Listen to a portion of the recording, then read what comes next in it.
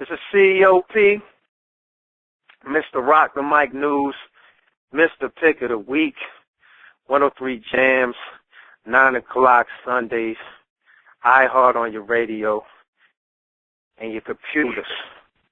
Right now I got on the phone, this past Sunday, you heard an incredible record by the name of Jezebel. I got on the phone an artist that put together an incredible EP.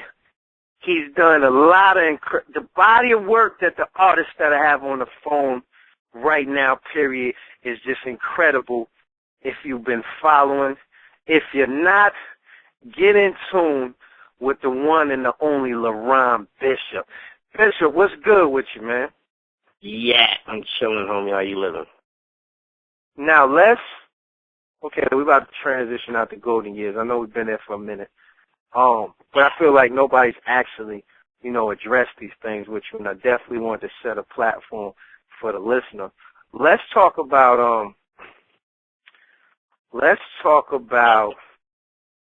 transitioning from that golden era, man. Let's talk about what actually happened and what was probably one of the most surprising, breakups or separations or, taking a break of a group. Because nobody's seen a solo career from you coming.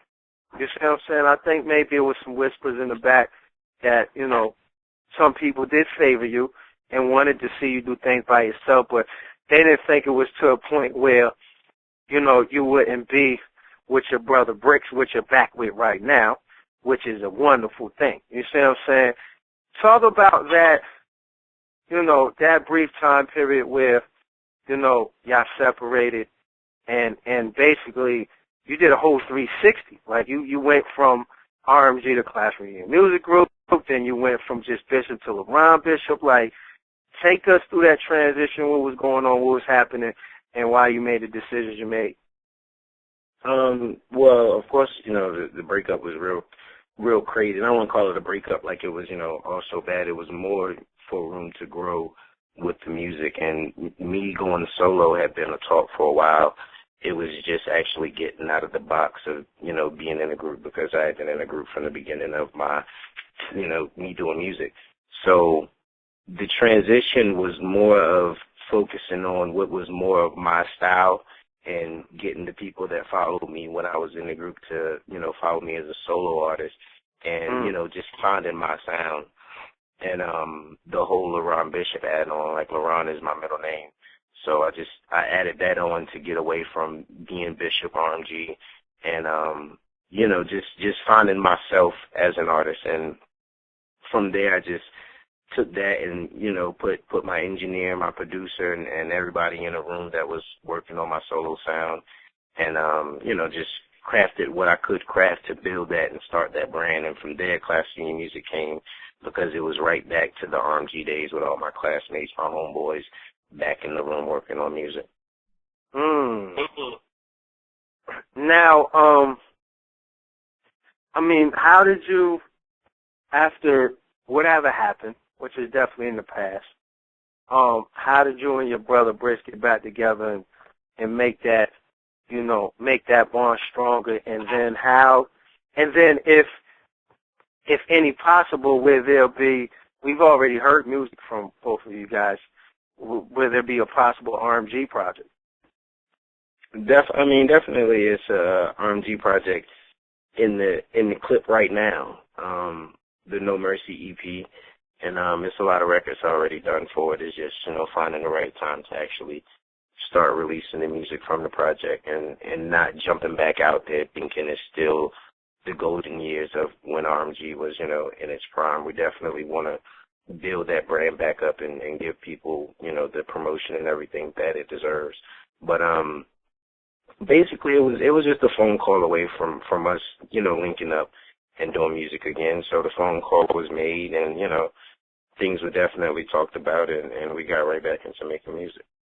And what advice would you give somebody maybe, because, we see it happen a lot in rap. You know what I mean? You see Mobb Deep, you see, you see Wu-Tang, you see a Firm, You know what I mean? Rockefeller, state property. Like, you see it happen a lot.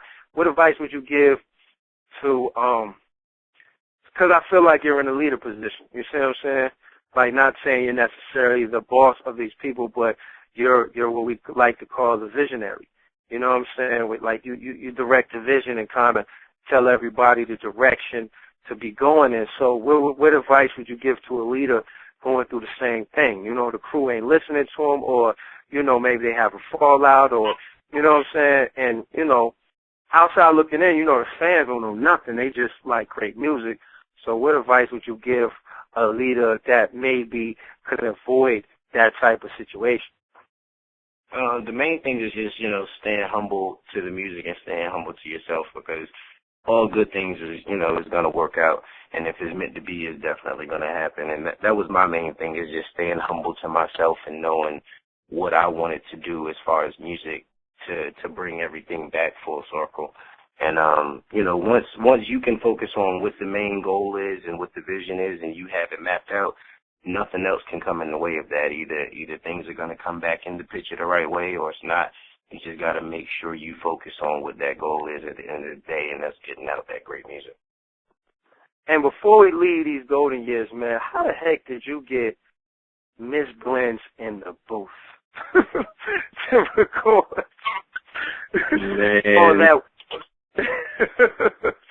How did you trick her at getting in the booth and then surprise everybody and actually perform the record? You see what I'm saying? I didn't trick her. She hit me up and she said that she was in love with the record, and I just threw it out there like, man, you should just hop on that. And she hopped on that and came through the booth and just killed that. Now, how does it also to feel? I mean, right now we currently don't have a Blendsville Award show. You know, hopefully, you know, she's inspired to bring it back, you know, once the scene gets a little stronger. But how does it feel to basically retire an award? I believe that's Hustler of the Year, right? I don't think she did it after. Did she do it? I don't think she did it after she gave it to you. Nah. I mean, you know. I don't know, man. You know, I just be working, man. I just work for what I deserve. That's it. All right, so now you've been very humble on the phone. We salute that, but we know you're a very opinionated individual. So we have a couple questions, just in general, that deal with hip hop. Let's just start with your city. How do you feel about the records and I'm going to just address the diversity. From my end, I think, I'll just be bold enough to make the statement, I think Virginia Beach is the most diverse city and body of music in the 7 cities. Period. How do you feel about it? Because I just, you know, kind of with other cities, you kind of get one or the other. I feel like it's kind of hard to put you guys in a box. How are you feeling about, you know, all the artists in your city right now? They're cool. I mean, you know. It doesn't sound very inspiring, Bishop Charles. You got to give us more than that. It's a lot of dope wow. artists. Like I could point out some dope artists. You know, it's some dope artists here, and you know, a lot. All right, well, let's beat it 100. Music wise, you know, we gonna just get on the high horse. Like, does your city as a city create the best music in your opinion out of the other cities? Of course. Of course. I mean, because certain cities are boxed in to rap about, you know, such little things. Like, we have so much that we could rap about, and then the things that people it's a lot of things here that people don't know about, that the message that we're given through the music. And I'm not saying everybody, because some people, right. Music is here and there.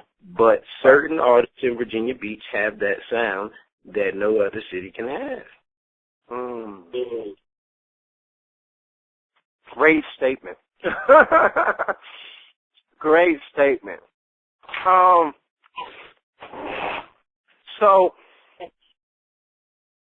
let's just talk about some Virginia Beach politics, man. A lot of people have a lot of ill feelings towards Dout Gotcha. He's definitely not in the position he was in back in, the golden years. What's your feelings on the guy, man? That's my dude. He's a dope dude. Every time somebody, tells me that they ran into Dout, and, they'd be like, I'm such and such, my homie Laron Bishop, and then, he always seems to show love when my people run into him. So, I mean, he's definitely a dope dude. He's always made dope music. We've never actually had the chance to do, a record together for some reason. But he's a cool cat. He came out and supported my events before and rocked at my shows and supported me rocking that time. So I definitely rock with him. How do you feel about Pusha T? He's in a great space right now. He's actually from the city.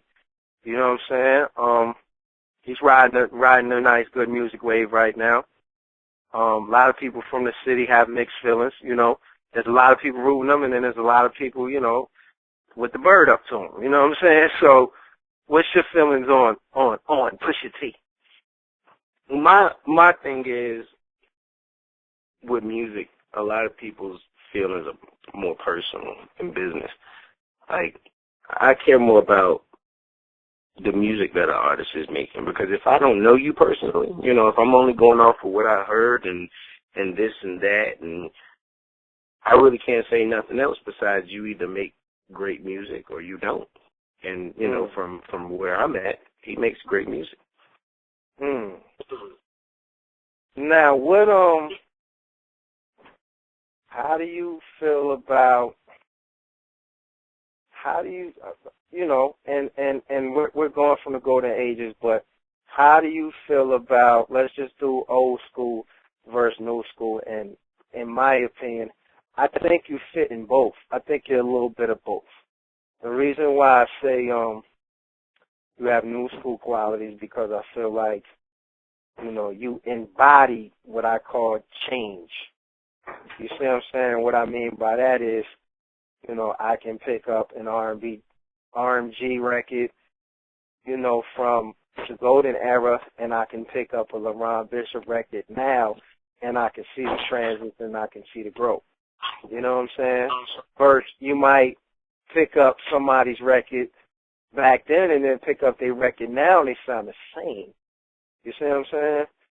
Indeed. So, I mean, I guess the question is how have you been able to adapt, and then how do you feel about, because, and this is a great transition for, a debate. I had a first song pick of the week battle, and we did bars versus swag, and really, it was really underlined saying old school versus new school.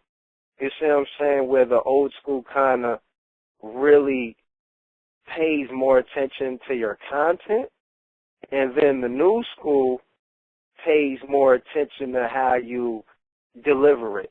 You know what I'm saying? And I think that, this is just my opinion, and I definitely want to hear your opinion on it. I think that's the difference between the bars, the swag, the old school, new school. I don't think the new school did away with bars, but I guess it's to the point where if you can just rap and you don't look the part. You see what I'm saying? I think back, when I was growing up, I mean, like rappers, all of them didn't look the part. You know what I mean? All of them didn't look like, he got style. Like Craig Mack couldn't be on, no disrespect to Craig Mack, because I like the music, but he couldn't be on a Mac, you know what I mean? Like, he couldn't cross over and do anything else. You see what I'm saying? That, what might get attention to the point nowadays, you got an artist like, a T.I. or a Luda or, you know what I'm saying, even a Future. Like, they model, they might do movies, they might do hooks, they might represent cars. Like, it's just a different, the music is so different now. So, to summarize the question, make it a little easier for you, how are you able to adapt from that era and not get caught up into, I guess, what everybody else is, claiming to be what's important and what's hip-hop, and then how do you just feel about the difference, period. You know what I'm saying? Like, is bars needed more than swag? Should swag be stepping it up in more bars, or, you know, what's your view of the whole situation? It really all depends. I don't think a lot of people put themselves in a position to step out of the box and experience different stuff. And that's not to downplay anybody that's downplaying swag, because I definitely rock with the bars at all times. But that's my whole reason for, you know, just doing what I feel and following my own sound, is because it could be swag or it could be bars. Like, it's such a mixture of both that you can't really put it in a category. So I think keeping yourself neutral and true to yourself as far as music, it keeps you out of being labeled as one or the other. And, you know, I don't throw shades to neither side. I feel like one may be long living and the other might, you know, be a overnight hit or miss. But besides that, you know, as long as it's dope music, it's dope music.